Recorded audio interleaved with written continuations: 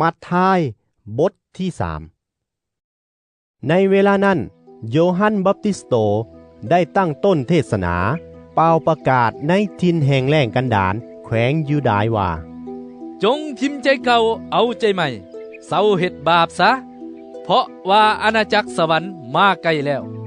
แม่นโยฮันคนนี้แหละที่ผู้ทำนวยเอสายาได้กล่าวถึงว่าแม่นเสียงของคนหนึ่งที่ห้องในทินแห้งแล้งกันดารว่าจงจัดเตรียมหนทางสำหรับองค์พระผู้เป็นเจ้าจงเห็นหนทางของพระองค์ให้ซื่อไปเครื่องนุ่งของโยฮันแม่นเฮ็ดด้วยขนอูฐและเพิ่นใส่สายหนังหัดแอวส่วนอาหารของเพิ่นแม่นตักแตนและน้ำเพิงป่าประชาชนจากนครเยรูซาเล็มจากทั่วทั้งแขวงยูดาห์และคนทั้งปวงที่อยู่แคมแม่น้ำจอร์แดนก็ออกมาหาโยฮันพวกเขาได้สารภาพบาปกรรมของตนและโยฮันก็ให้พวกเขารับบัพติศมาในแม่น้ำจอร์แดนพ่อโยฮันเห็นพวกฟาริไซและพวกซาดุกายอย่างหลวงหลายมาหาตนเพื่อรับบัพติศมาเพิ่นจึงเว้าต่อพวกเขาว่าพวกซาดงูหายเอ่ยผู้ใดได้บอกพวกเจ้าให้ปบหนีจากการตัดสินของพระเจ้าที่ใกล้จะมาถึงนั้นเหตุฉะนั้นจงปฏิบัติให้ได้ผลสมกับว่าพวกเจ้านี่ทิมใจเก่าเอาใจใหม่และอย่าคิดในใจว่าพวกเขามีอับราฮัมเป็นพ่อเข้าของพวกเขาข้าพระเจ้าบอกพวกเจ้าว่าพระเจ้าทรงฤทธิ์สามารถบันดาลให้ก้อนหินเหล่านี้เป็นลูกหลานของอับราฮัมก็ได้บัดนี้ขวานก็มีอยู่แล้วที่วางไว้พร้อมจะตัดต้นไม้ให้คุ้งเงาฉะนั้นไม้ทุกต้นที่บ่เกิดผลดีจะถูกตัดและถูกโยนทิ่มใส่ไฟเสีย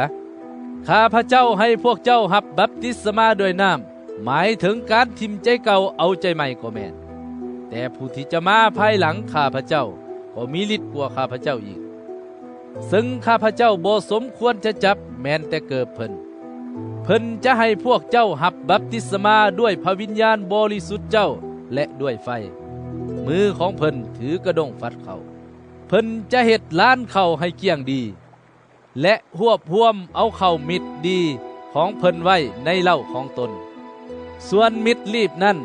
เพิ่นจะเอาไฟเผาให้ไหม้อยู่ตลอดไปในเวลานั้นพระเยซูเจ้าได้จากแขวงคาลิเลมาหาโยฮันที่แม่น้ำจอร์แดนเพื่อรับบัพติศมาจากเพิ่นแต่โยฮันได้คัดค้านพระเยซูเจ้า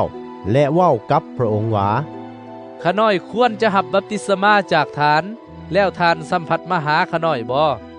แต่พระเยซูเจ้าทรงตอบเล่าว่าบัดนี้จงยอมให้เป็นไปอย่างนี้สาพอสมควรที่เฮาจะเฮ็ดอย่างนี้ให้สำเร็จตามความสอบธรรมทุกอย่างที่พระเจ้าประสงค์ดังนั้นโยฮันจึงยอมเมื่อพระเยซูเจ้ารับบัพติศมาแล้ว